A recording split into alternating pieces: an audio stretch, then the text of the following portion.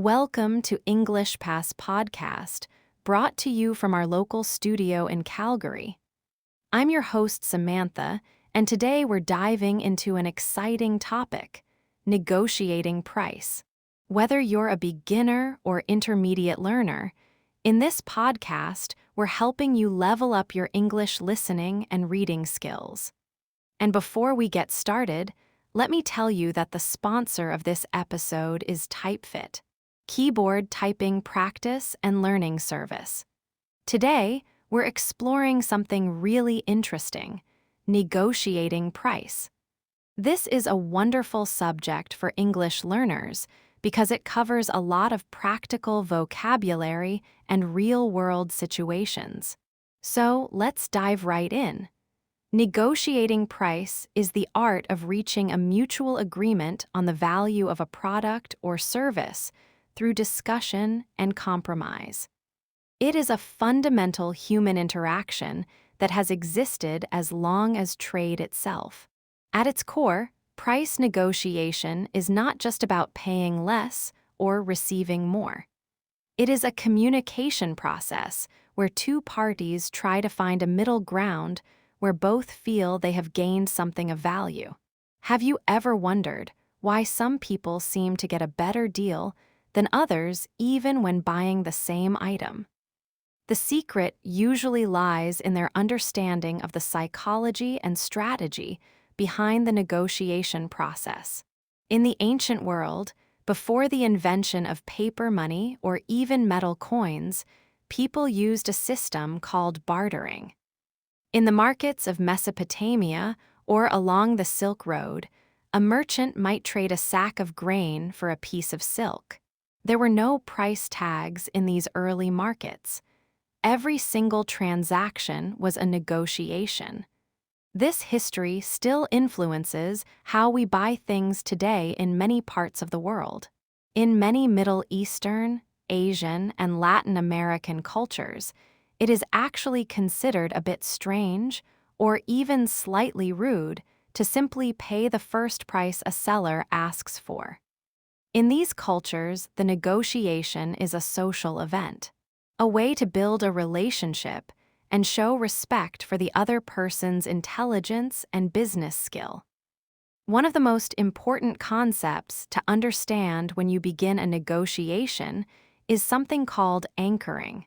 Anchoring is a psychological phenomenon where the first number mentioned in a conversation sets a mental benchmark for everything that follows. For example, if a seller says a rug costs $1,000, that number anchors the discussion.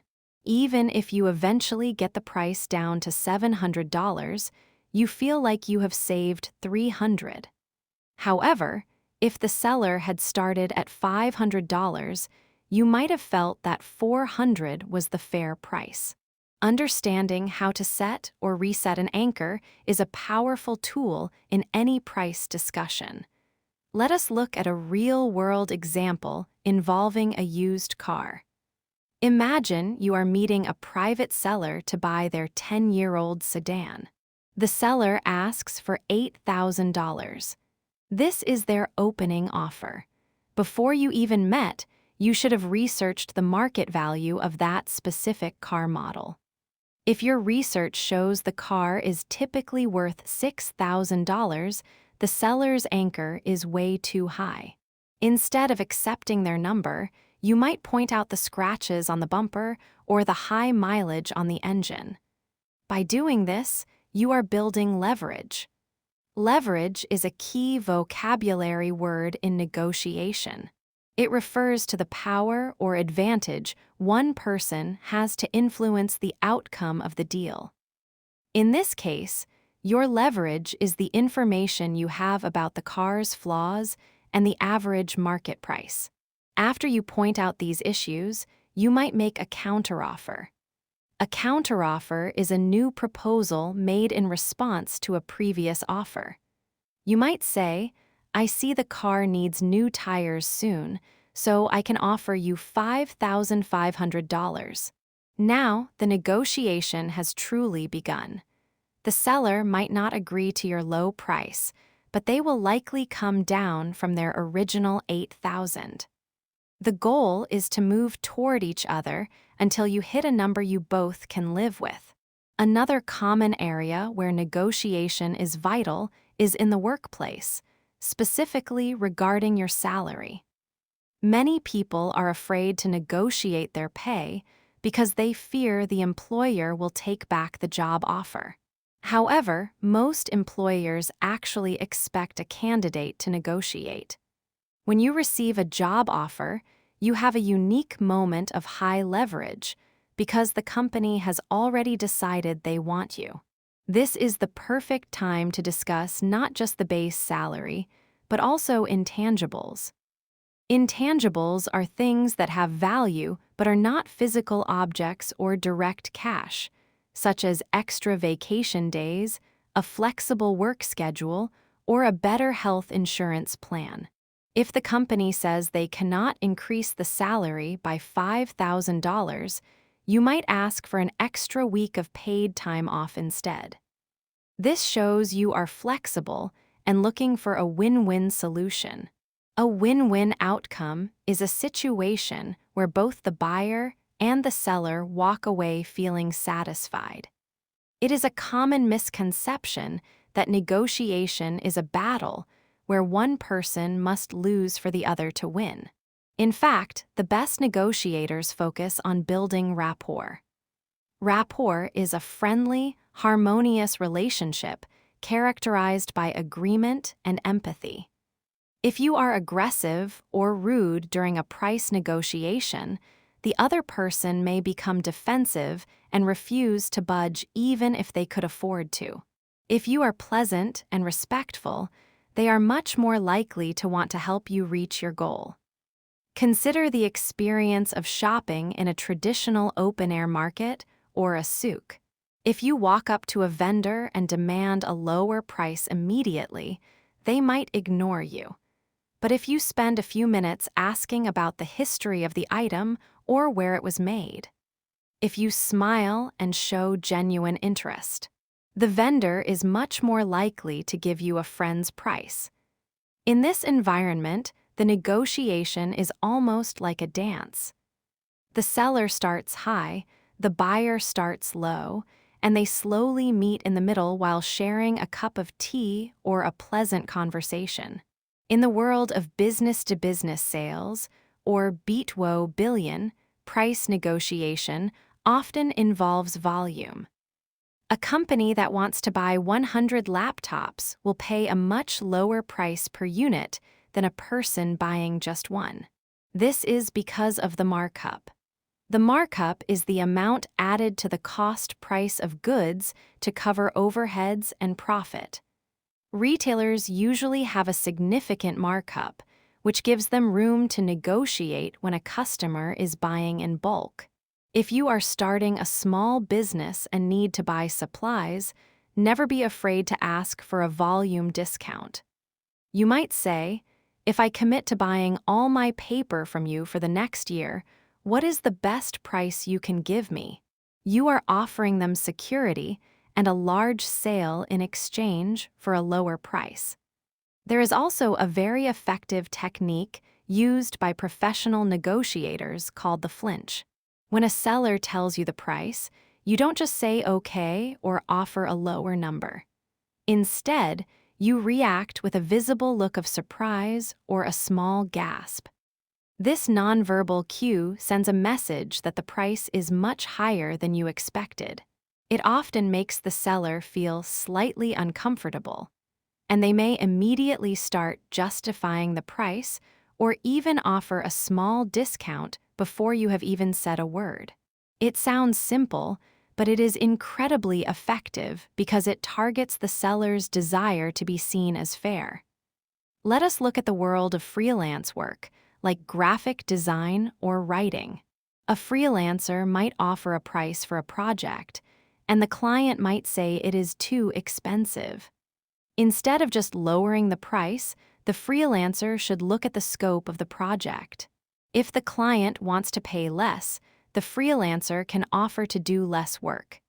You might say, I can lower the price by $200 if we remove the second round of revisions. This protects the value of the freelancer's time and teaches the client that lower prices come with trade-offs. Real estate is perhaps the most complex area for price negotiation. When you buy a house, the price is often influenced by contingencies. These are specific conditions that must be met for the deal to move forward, such as a home inspection or the buyer selling their current home first. If a house inspection reveals that the roof is old and will need replacing soon, the buyer can use this as a powerful tool to negotiate the price down. They might ask for a $10,000 reduction to cover the cost of the new roof. Here, the negotiation is based on hard facts and repair estimates rather than just personal preference. One thing you must always have before entering any negotiation is your walking away price. This is the absolute maximum you are willing to pay, or the absolute minimum you are willing to accept. If you do not have this number in your head, you might get caught up in the excitement of the moment and agree to a deal that you later regret. Having a walking away price gives you the confidence to say no. Ironically, the person who is most willing to walk away from a deal often has the most power in the negotiation. Silence is another tool that many people forget to use. After you make an offer, or after the other person makes a counteroffer, stop talking. Most people find silence very uncomfortable and feel the need to fill it with words. Often, they will fill it by making a concession or lowering their price just to break the tension. If you can learn to be comfortable with a few seconds of silence, you will find it is a very effective way to put the pressure on the other side. In summary, negotiating price is a skill that combines research, psychology, and social grace. Whether you are buying a car, asking for a raise, or shopping at a local market, the principles remain the same. Do your homework, understand your leverage, build rapport with the other person, and always know when to walk away. By mastering these techniques, you are not just saving money. You are becoming a more confident and effective communicator in every area of your life. Negotiation is not about being a difficult person. It is about being an informed and respectful participant in the global tradition of trade. Through practice, and perhaps a few mistakes along the way, anyone can learn to navigate these conversations with ease and success. And that's all for today's episode of EnglishPass Podcast. I hope you found this helpful. Remember to practice what you've learned, and don't be afraid to make mistakes. That's how we improve. If you enjoyed this episode, make sure to subscribe and join us next time. Let me remind you that the sponsor of the episode is TypeFit, and I suggest to check the link at the description. I'm Samantha, and I'm excited to be your host for many more fascinating episodes to come. Until then, keep learning and keep growing. Goodbye.